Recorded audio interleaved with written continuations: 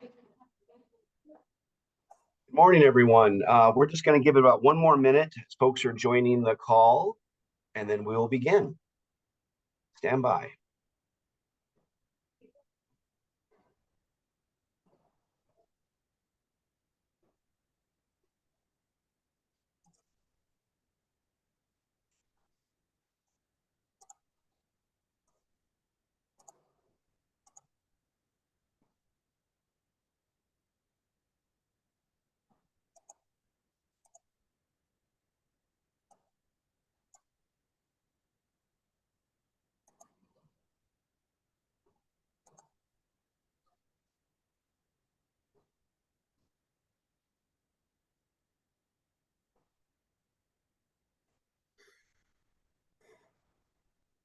Okay, well, good morning, everybody, and welcome to DOLA's Local Government Coordination Call.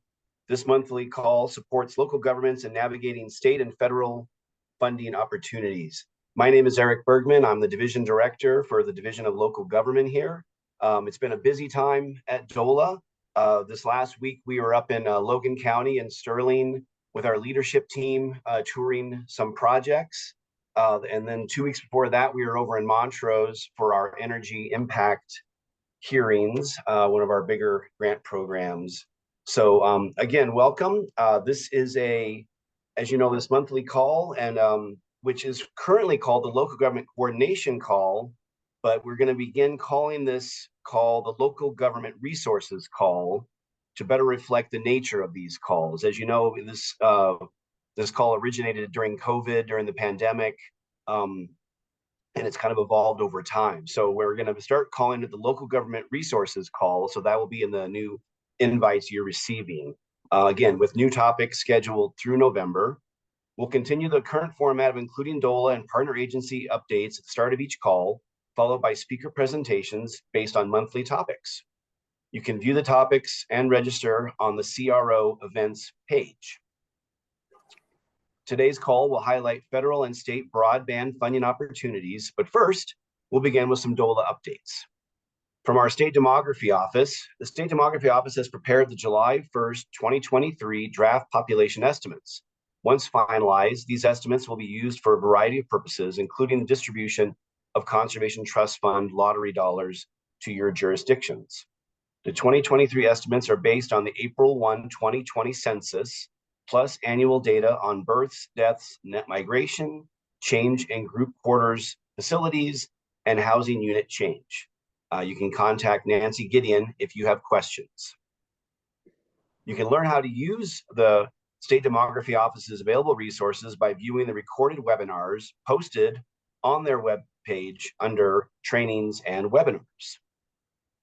The Division of Housing is pleased to announce publication of Proposition 123 Homeownership Guidelines for new construction, acquisition, rehabilitation, mobile home programs, down payment assistance programs, and single-family owner-occupied rehab programs. Key highlights include an increase to $70,000 per unit cap for developing homes, a possibility of bonus funding for states' priorities, up to $25,000 in pre-development grants, and up to 20% of the purchase price of down payment assistance may be provided. This Division of Housing, the Division of Housing has spent all $30 million of the temporary rental assistance, that's the TRAG program, funding. DOLA served 3,907 households throughout the TRAG funding and approximately 2,000 households through emergency rental assistance funding this calendar year. For fiscal year 24-25, the Division of Housing will initially prioritize $45 million for homeownership development and $15 million for down payment assistance and single-family owner-occupied rehab programs throughout the fiscal year. The $60 million in total is more than 5 times the amount Division of Housing invested in homeownership over the last fiscal year, excluding one-time stimulus funds. Division of Housing, in collaboration with Housing Colorado, the Colorado Housing and Finance Authority, and the Office for Economic Development and International Trade, are coming to 7 cities, for full day events to engage in dialogue and collaboration among interested parties committed to addressing housing challenges across the state. A half-day virtual forum on Zoom will also be available. Each event will include panel discussions with housing experts on Prop 123, homelessness resolution, affordable rental housing, and affordable home ownership. Event details and registration is available on housingcolorado.org.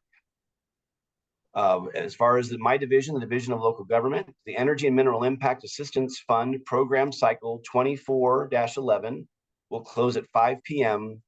on Thursday, August 1st, excuse me. $25 million is available for Tier 1 and Tier 2, $10 million for the Climate Resilience Challenge, and $20 million for More Housing Now. New guidelines are available for the Climate Resilience Challenge and More Housing Now initiatives.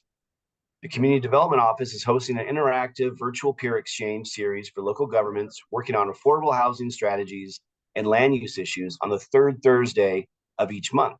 Register for the series to add the Zoom event to your calendar and receive updates about future scheduled topics.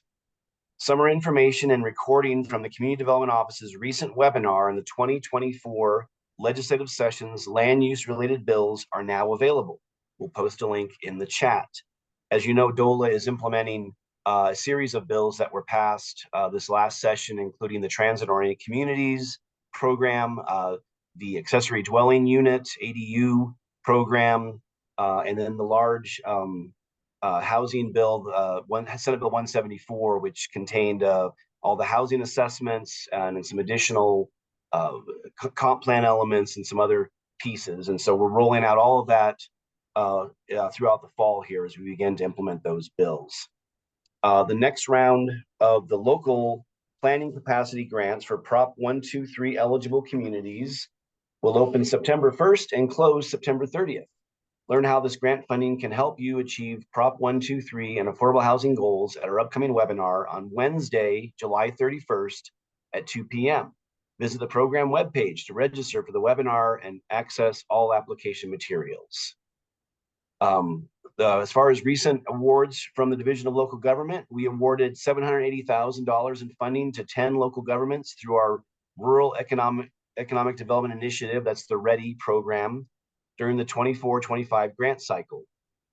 Additional information on this program is available on the READY webpage. DLG has awarded more than $4 million in community development block grant funding to 7 communities across Colorado for various public facilities, economic development, and coronavirus relief projects. Additional information about this program can be found on the program website. DLG has also awarded more than $4.2 million to 33 local governments through the Energy and Mineral Impact Assistance Fund Grant Program, EIAF, in the month of June. Information about this program can be found on the program website or by talking to your DOLA regional manager. Lastly, DOLA recently announced that over $2 million in recent awards funded by the U.S. Department of Energy's Grid Resilience State and Tribal Formula Grant Program and state funds through the Microgrids for Community Resilience Program. Learn more about the MCR program on our website. That was a lot of information, and I think we're dropping quite a few links into the chat there. And if you have any questions at all, please don't hesitate to reach out to us. I know that was a lot of information I just spewed out there. So next, I will hand it over to Alyssa Denberg of the Governor's Office of Economic Recovery for a brief update. Thanks, Eric. Hi, everyone. It's great to see, hear all of you today. 2 quick updates. The first one is Reconnecting Communities was just announced. This is a program through IIJA and the U.S. Department of Transportation. It aims to advance and support reconnection of communities divided by transportation infrastructure, with a priority on helping disadvantaged communities improve access to daily needs. We are hearing that this is the last round of funding, and so if your community is interested in getting an application in, we highly suggest you get on it. The application is due on Monday, September 30th, 2024. I will put a link to the NOFO into the chat. If your community is interested in applying, but you need some technical assistance or you need some grant writing help, please feel free to reach out. We're more than happy to help you. We have 2 grant writing firms on retainer, and we can help you get that application written.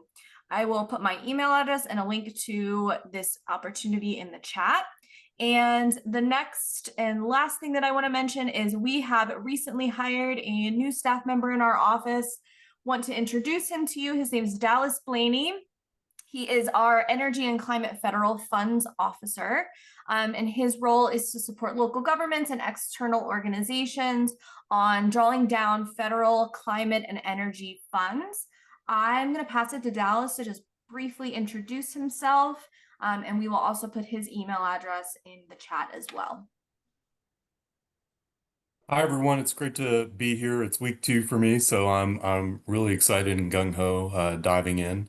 My focus right now is on direct pay, and which, if you're unfamiliar, this is a cash for credit program that's available for the first time to local governments and eligible nonprofits. And I'm working to come up with strategies to help those entities bring in as much money to our state as possible. So look for more news on that front. I'm also working on the Building Resilient Infrastructure and Community Program, or BRIC, through FEMA. Lots of exciting opportunities here.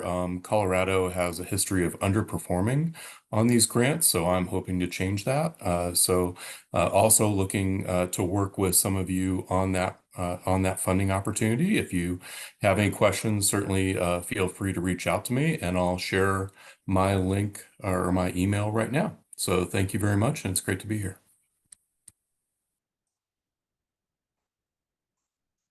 Dallas, welcome aboard. And Alyssa, thank you for that update. We can now dive into our Pathways webinar, which will be introduced by our own Shale Sabo from the Colorado Resiliency Office.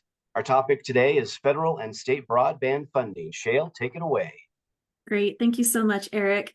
This is our regular Pathways to Recovery and Resiliency Funding webinar series. So today we welcome Josh Durham, Senior Manager with the Colorado Broadband Office, who's going to be speaking broadly about federal and state funding as it relates to broadband.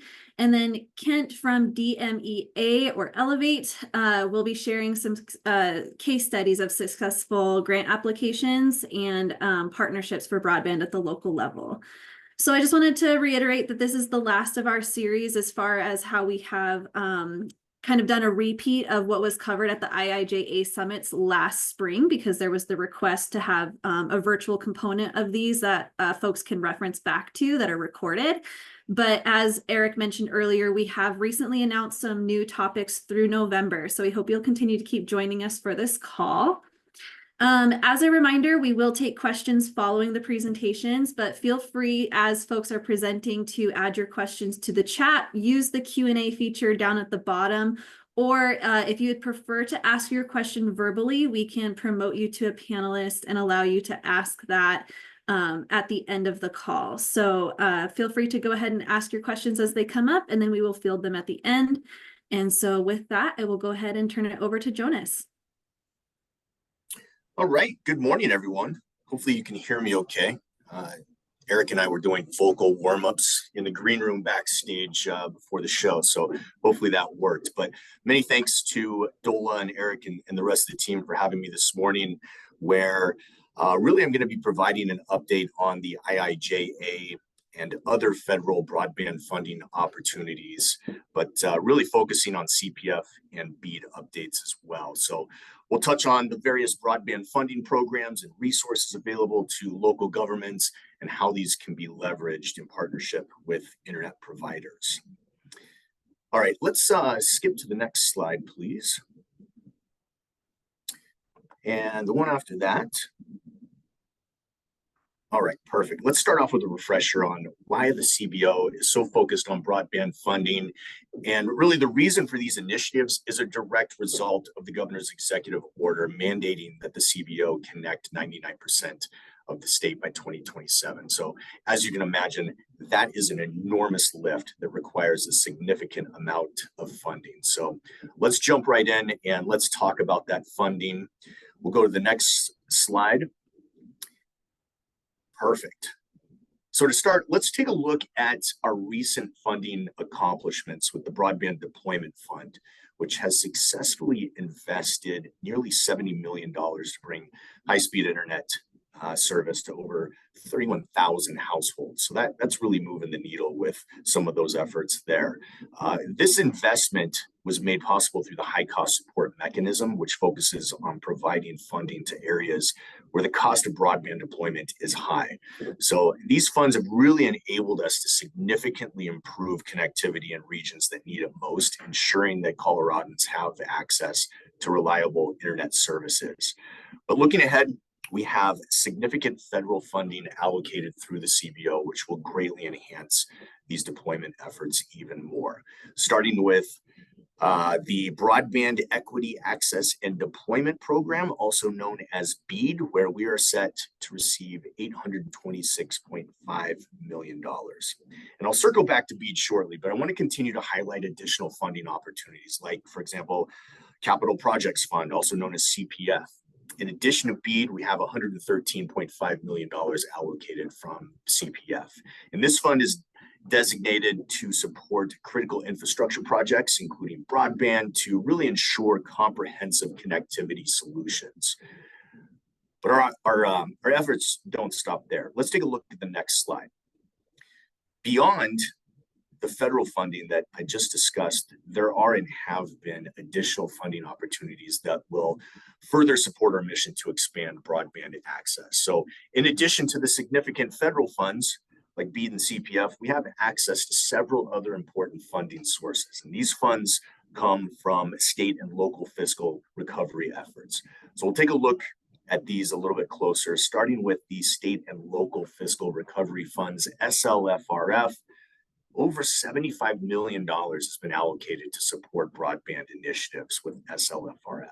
We also have the United States Department of Agriculture Reconnect grants, where the USDA awarded $54.7 million in Reconnect grants focused on supporting rural broadband projects as well.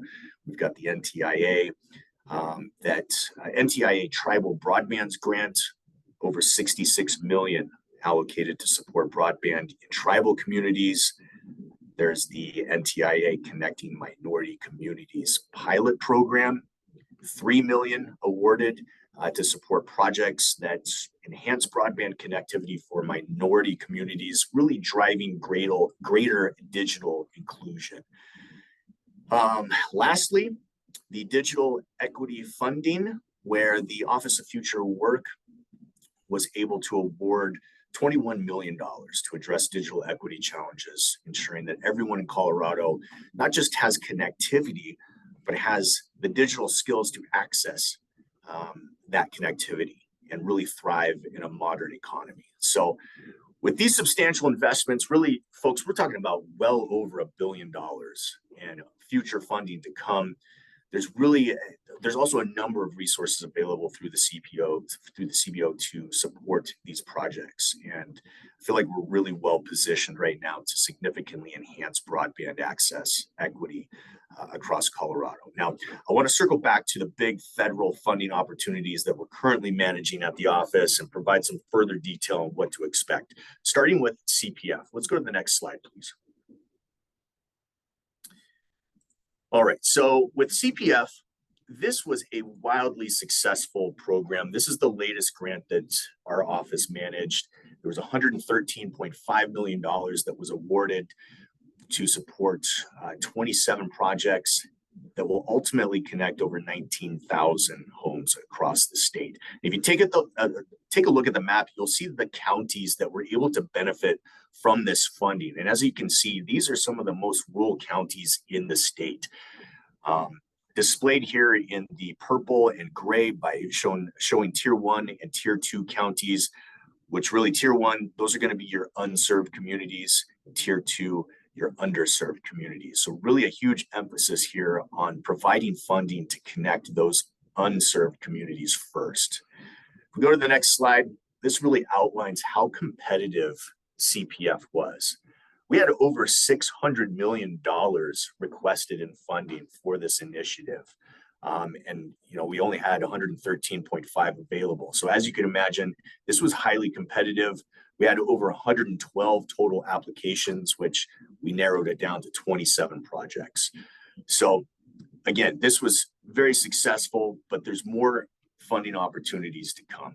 Let's take a look at where we're at with BEAD. This is the one that everyone is super excited about.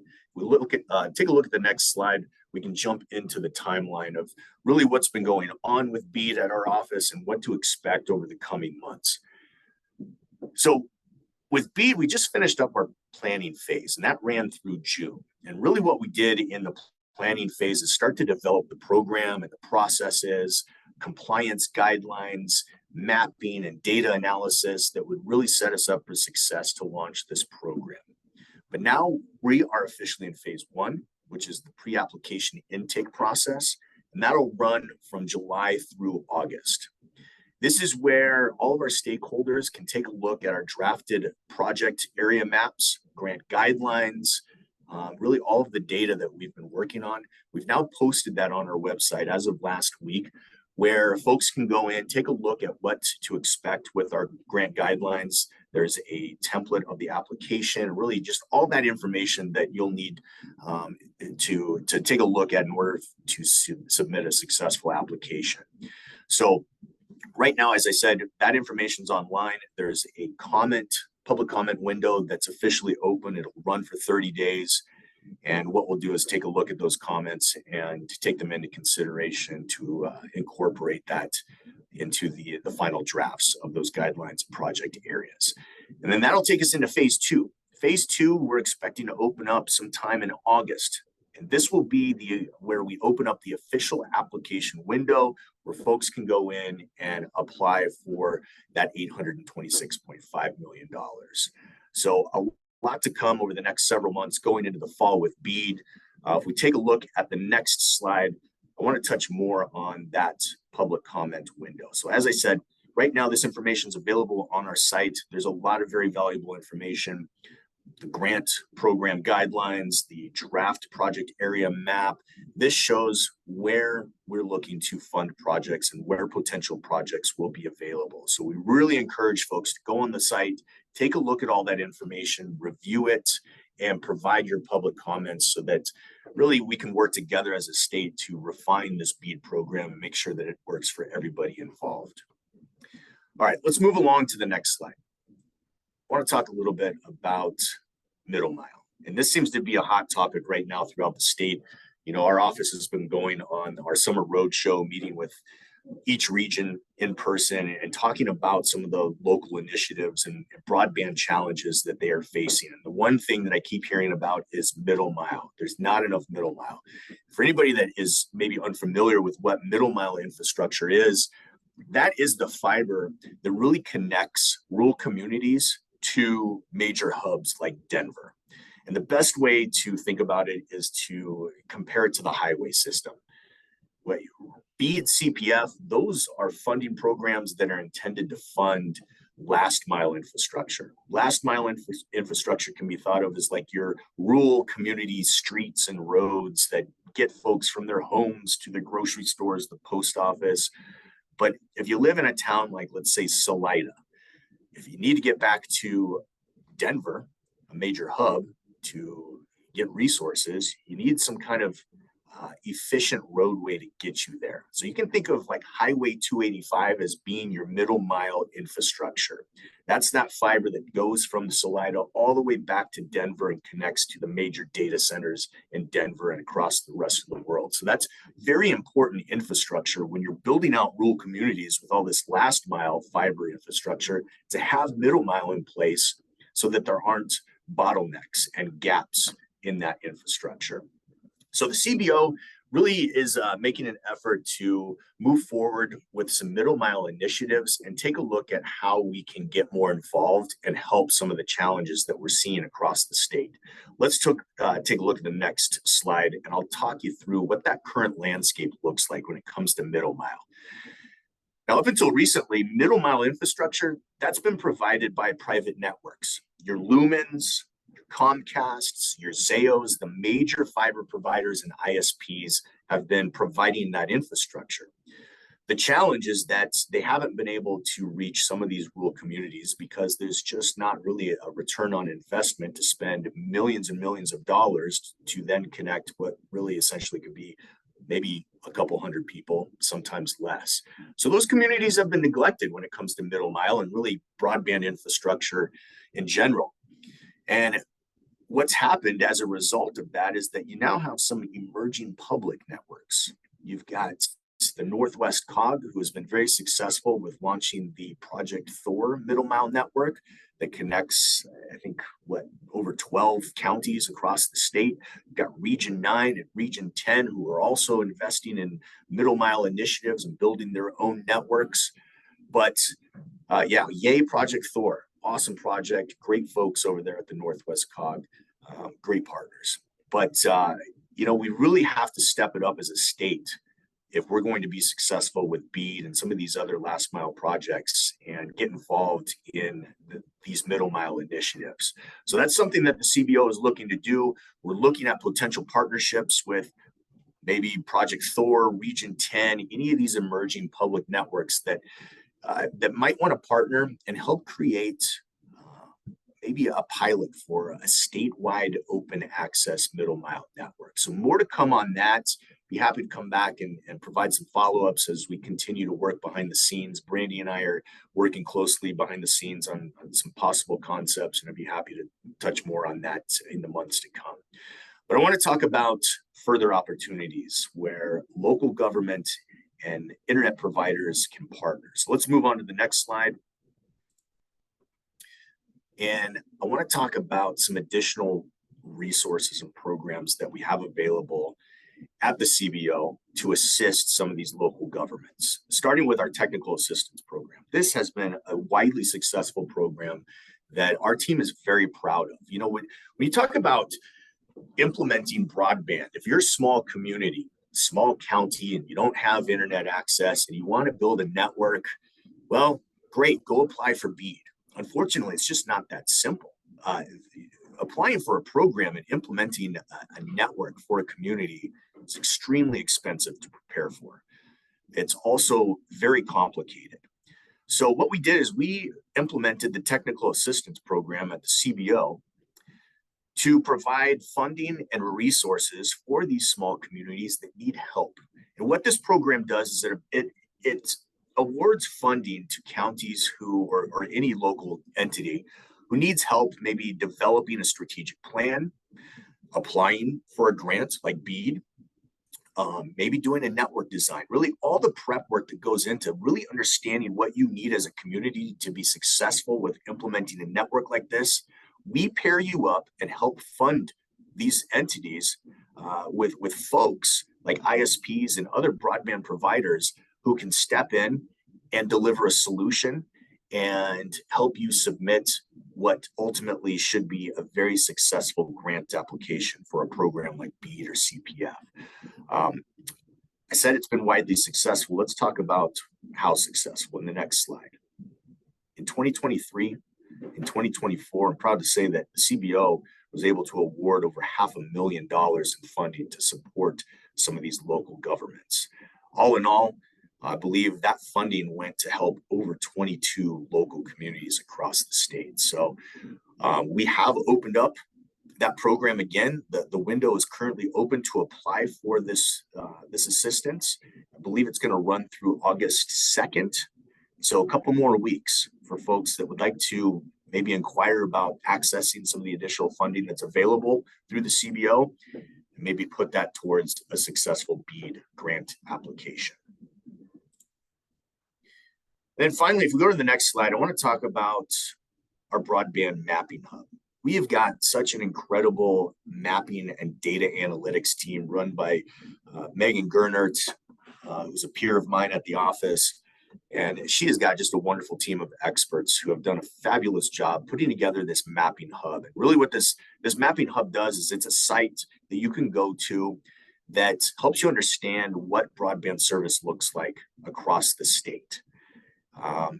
It's got a great dashboard that identifies what kind of speeds you can see in any given area, where locations are served, where they're not served, where maybe there's been funding that's already been awarded, projects that you can expect over the next 2 to 3 years. So it's really a great landscape to understand where we are as a state with broadband and really where the challenges and the efforts still need to be directed. So lots of great things happening at the CBO. I can't emphasize enough how many resources and how much funding is currently available. I encourage you all to get involved.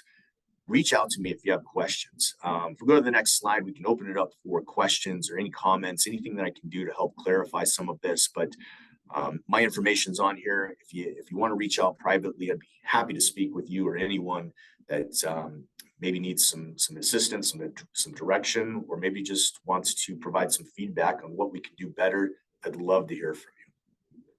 With that, I'll pause and open it up for any questions.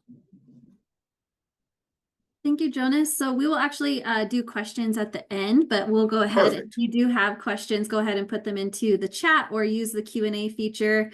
And then we'll just go ahead and turn it over to Kent and we'll grab those at the end. Thank you. Good morning.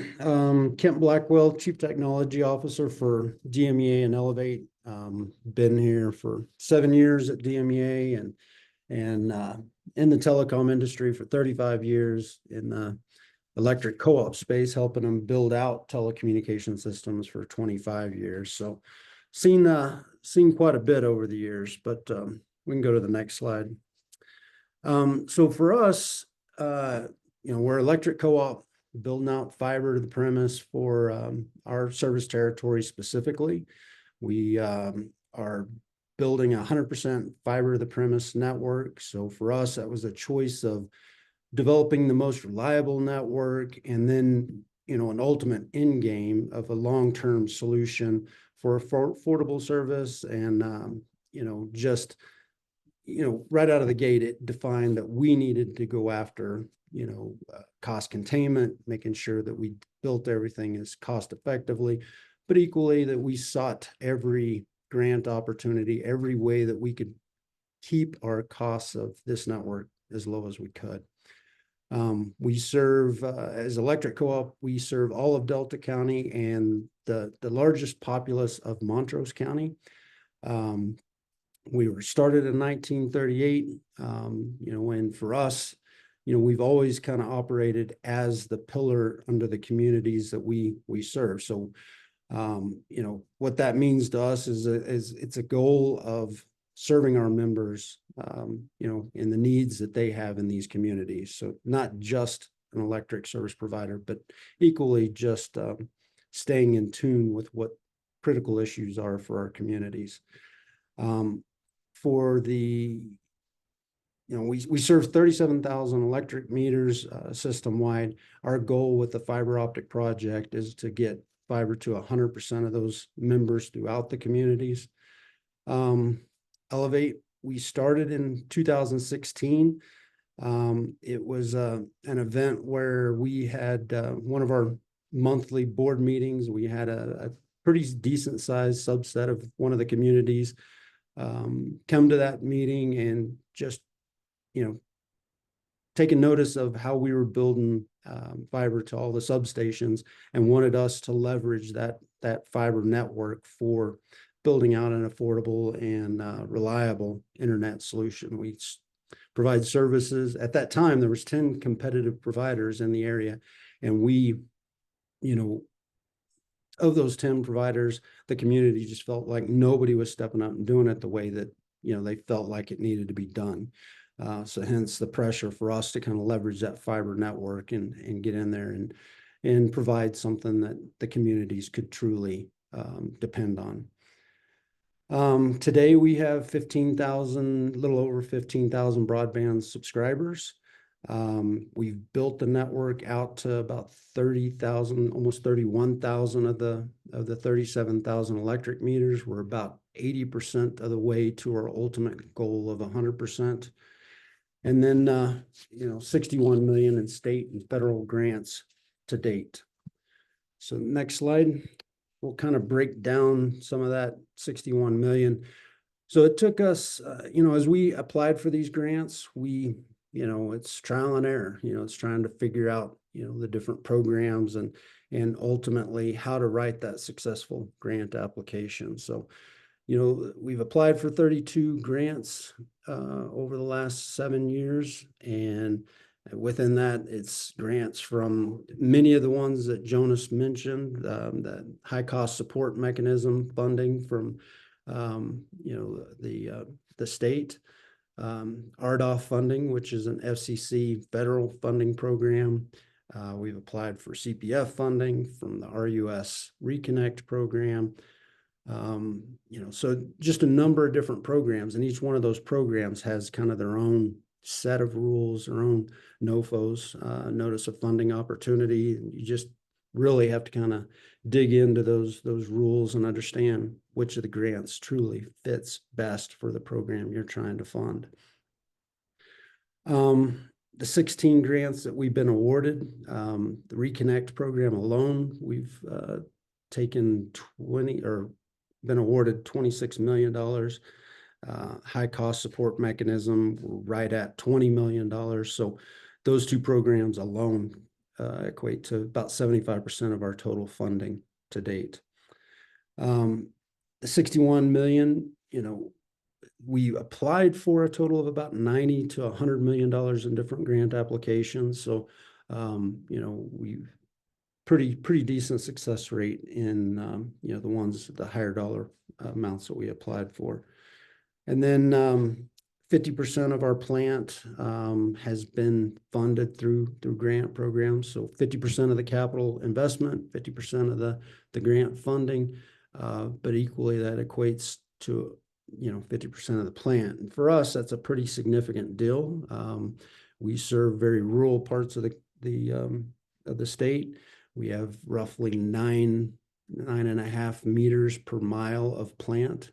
And, so the cost per premise passed or the cost per customer acquired is a very conscientious thing that we have to manage, to ultimately develop an organization that's going to be here for the long term.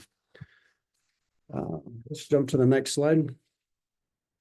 So, as, we provide advice, or as we, encourage others to, look at some of these different programs, the critical questions that you have to ask, are, what role do you want to play? I mean, for us, it was a long-term game. It was truly providing a solution that we knew was providing a reliable service, a cost-effective service, but equally a quality service that, that our members could lean on and appreciate for many years to come.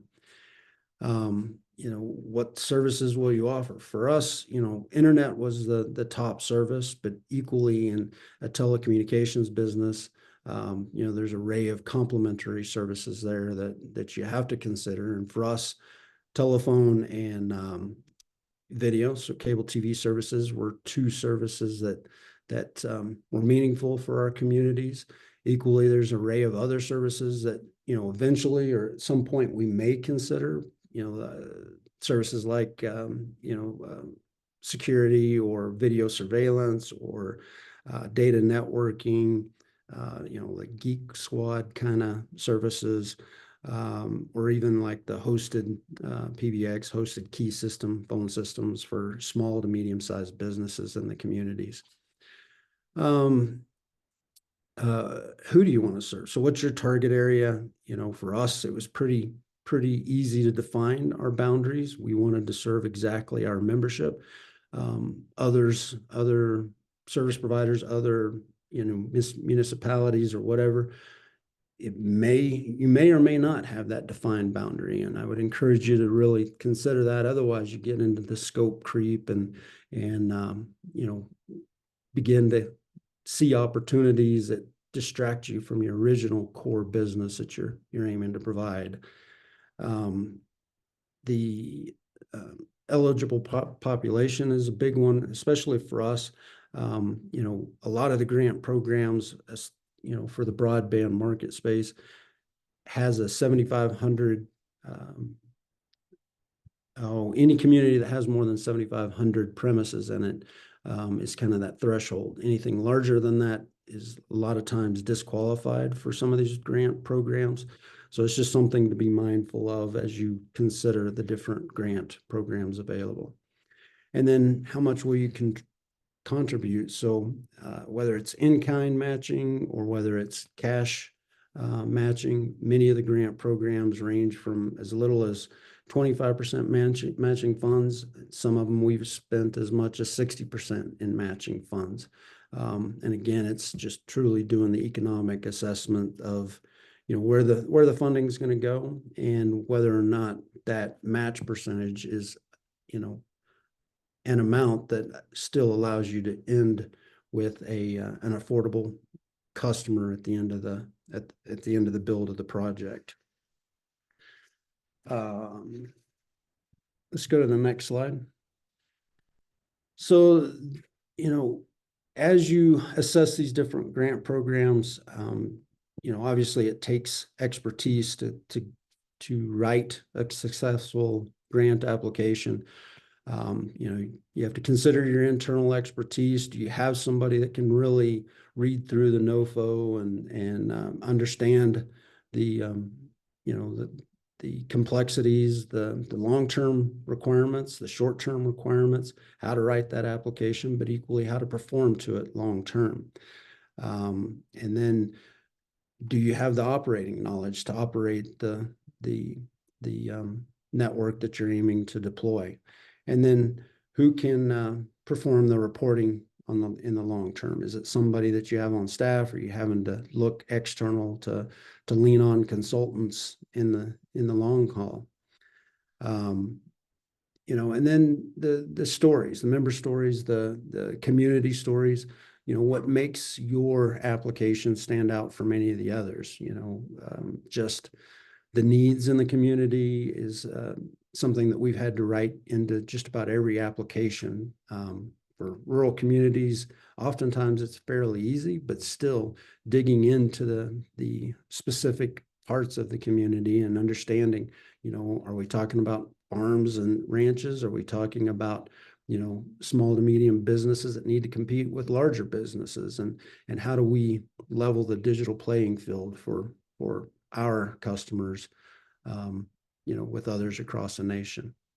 And then, I mentioned a few minutes ago about the external expertise. Obviously, any external expertise comes at a pretty expensive price. So you want to limit that exposure, but equally lean on that help as you need to truly write a successful application and to ultimately manage to the contract requirements of that grant funding. So just want to put your best foot forward in every way you can. Really, that's it in a nutshell for what I have to suggest. Happy to take questions and comments. Wonderful, Kent. Thank you so much for that presentation. We are now moving into our Q&A section. So if anyone has any questions for our two speakers today, Jonas or Kent, feel free to put them in the chat or use the Q&A feature. If you would prefer to ask your question verbally, you can go ahead and use the raise hand feature, which is also down at the bottom of your screen. I'm not seeing any questions here immediately, but Eric, I know you used to work in this space quite a bit. Is there anything else that you would like to share from your perspective for folks to know about this in the broadband space? Hey, thanks, Jael. Yeah, I spent a lot of years lobbying for broadband issues for the counties when I worked at Colorado Counties Incorporated, and I've worked closely with Kent over the years with DMEA and Elevate on a number of issues, and also obviously with the broadband office and with Jonas when he was over at CDOT before that. So it's an incredible network. You really can't underscore enough that we are at this pivotal moment in time right now with this BEAD money, especially. I remember when we were repurposed the high cost fund about 7 or 10 years ago. We were hoping to get, it was like, maybe it was going to be 100 million. And now, we're talking about getting 850 million, maybe close to $1 billion in the next couple of years with this BEAD money and the other things. So, there's some transformative monies out there right now. And I think, this has never been more important. And we want to make sure we get it right. And I think, the partners in the CBO, Colorado Broadband Office, are really leaning in and have been great partners to local governments on a lot of this, and we look forward to working with them going forward. So I'm super excited to see how this is shaping up, and like I said, hopefully we can really get very close to hitting those the governor's goal of 99% connectivity by 27. So thanks again. Great. Well, I think our speakers today were really thorough, and I know the CBO is also doing a wonderful job of their messaging. I see Lauren on the call, and I know you're spearheading a lot of that. So thank you. So I think everyone's kind of getting the information that they need. I will say if a question comes up after we have concluded today's call, as a reminder, when we send out the notes and slides and everything in a follow-up email, there is an option in there to submit a question to a form that we have, and we also have a running Q&A log where we keep track of questions that have been asked. So know that you'll have another opportunity if something comes up later, but otherwise I think it looks like we're probably good to go, Eric, and we can maybe end a little bit early today. All right, well, Chael, thank you, and I want to thank our speakers today, Kent and Jonas. I want to thank all of you for participating and joining us for our call. Look for a follow-up email with the meeting recording and materials that were referenced. The funding topic for our next local government coordination call, or local government resources call, as we are now going to call it, on August 20th is going to be capacity building resources will be the topic next time. We hope you can join us. And again, we'll be following this up with an email with a recording that you can share with other coworkers or people on your team who weren't able to join today. And again, we thank you all for being here, and have a great week. Take care.